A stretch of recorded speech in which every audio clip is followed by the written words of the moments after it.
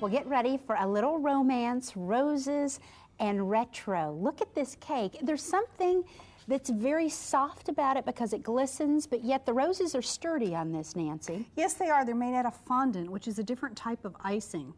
Fondant is like edible modeling clay, and it's very easy to work with. It's different than buttercream because buttercream, you can't roll it out, but with fondant, you can roll it out.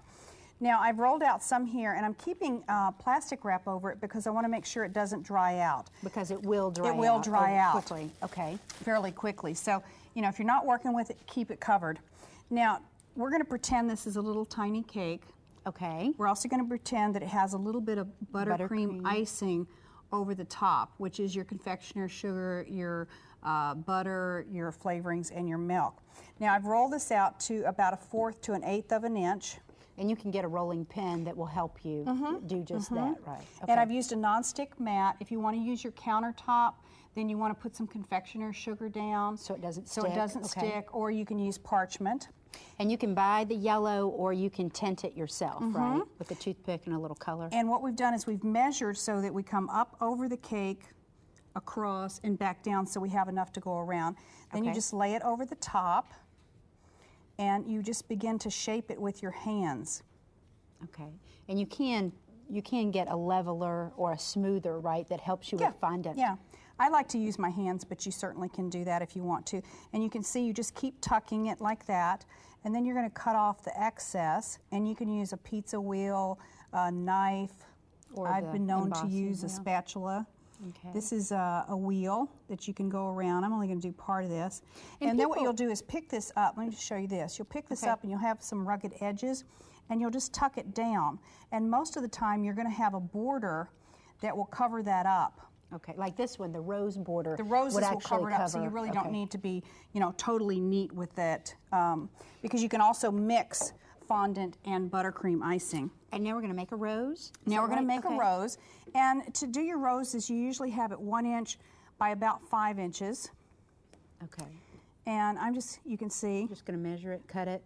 And it is. I'm going to use the ruler because the ruler is about 1 inch wide. It's easy to work with, but because you associate fondant normally with the wedding cake, a lot of folks are intimidated to even start working with it, but it is easy, and it covers a big piece of acreage real quickly on a cake. I mean, I love it. You see I had a little bit of a frayed edge, so I just kind of tucked it in underneath, and then you just start your circle, and you're kind of folding it so that you get some space in between. Right, you're doing some little tucks and pleats in it. Yeah, and see how easy that is? Now you've got a whole lot of fondant on the bottom, so I'm going to kind of pull that off so it doesn't, and you can curl it back. Some people like to curl theirs back. I don't usually take the time because most people aren't going to go, oh, did she curl the lip or not curl the lip?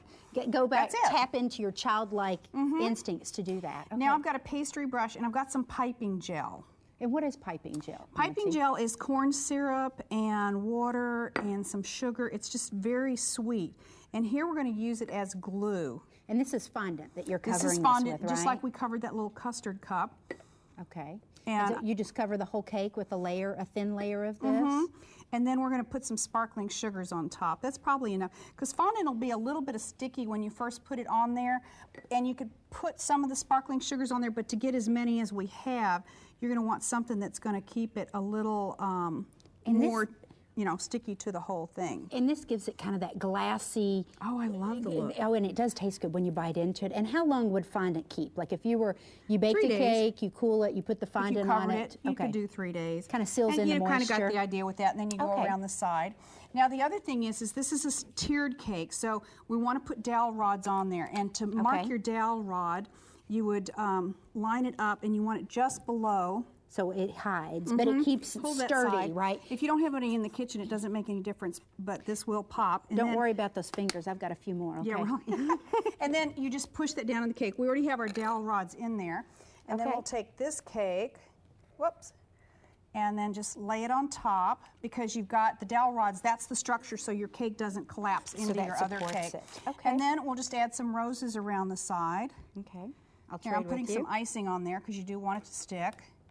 Here's another one. And the fondant roses, you can do these in advance and then just attach them. Here's some more.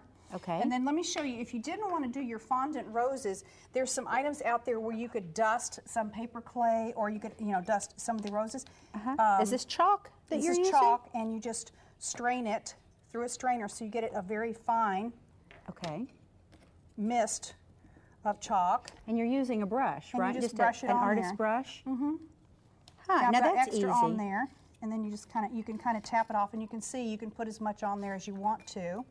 So that's kind of a shortcut. That's a shortcut if you don't want to make Okay. the fondant roses.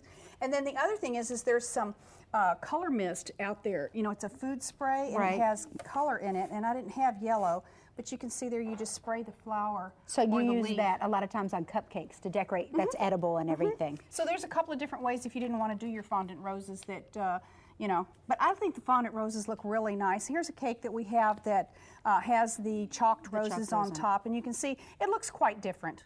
Well, we are continuing our celebration of the rose.